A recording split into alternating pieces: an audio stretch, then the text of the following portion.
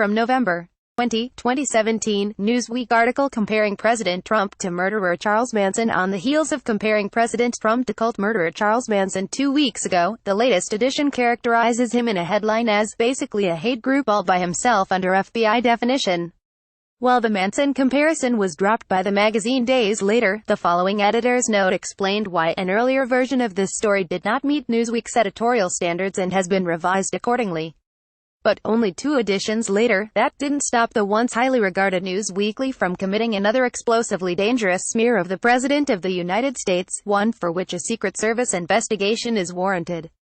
Written by Warren Sitt, the article doesn't beat around the bush. Donald Trump is a one-man hate group.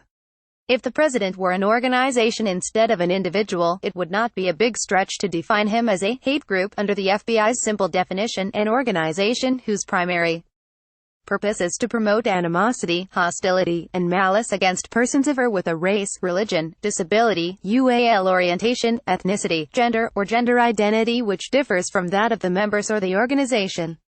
Now, of course, Donald John Trump's primary purpose isn't to advocate for hate and violence.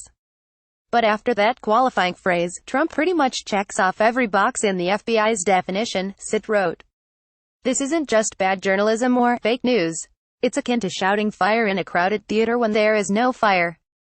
Worse, it's incitement to violence against the U.S. president. If the Manson-Trump comparison actually violated Newsweek's standards, we can only assume the editors deemed the content not inflammatory enough. What do you think? Sound off in today's WND poll on Newsweek labeling Trump a hate group.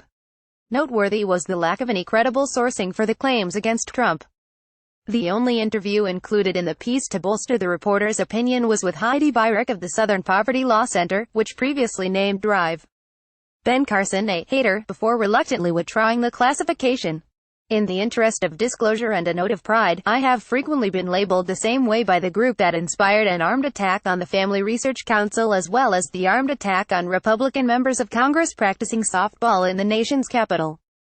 The SPLC is not just recklessly irresponsible, it actually is a bona fide hate group itself by the definition of the FBI, and that's not hyperbole.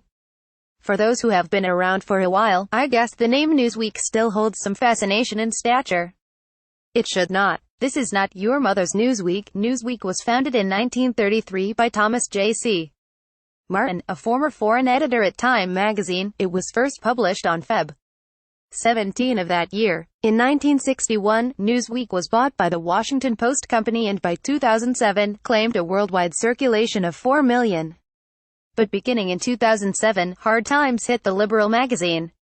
Its revenue dropped 38% 2007 and 2009. By 2010, it was sold for $1, and I don't mean one copy was sold at that price. I mean the entire company and all of its assets and liabilities to audio pioneer Sidney Harmon, Undersecretary of the Department of Commerce in Jimmy Carter's administration and the husband of former Democratic Rep. Jane Harmon. In November 2010, Newsweek merged with the adroitly named leftist website The Daily Beast. The merger was a financial disaster and resulted in the abandonment of its print edition 2 years later. It was then acquired at an undisclosed price, but presumably now for less than $1, but maybe not because the purchase did not include The Daily Beast by IBT Media, which relaunched a print edition in 2014. To tell you the truth, I cannot even determine whether Newsweek still maintains a print edition. Maybe you can tell me.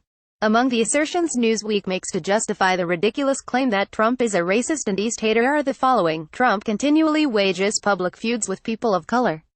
He appointed then Senator Jeff Sessions as Attorney General. Trump may not routinely target disabled people, but he famously mocked disabled New York Times reporter Serge Kowalski during a campaign speech, even pantomiming the body movements of Kowalski as a result of the congenital joint condition arthrogryposis. He became the first sitting president to speak at the Family Research Council, an organization the Southern Poverty Law Center designated an anti-LGBTQ hate group, the very group that was targeted for armed attack in which a black security guard was injured. The intent of the attacker, who admitted he was inspired by the SPLC's designation of the group, was to kill all the staff in its Washington headquarters and stuff their mouths with Chick-fil-A sandwiches. Trump signed an executive order prohibiting transgender people from serving in the military. What do you think? Is Trump a hater, or is Newsweek oozing with almost unimaginable politically motivated malevolence?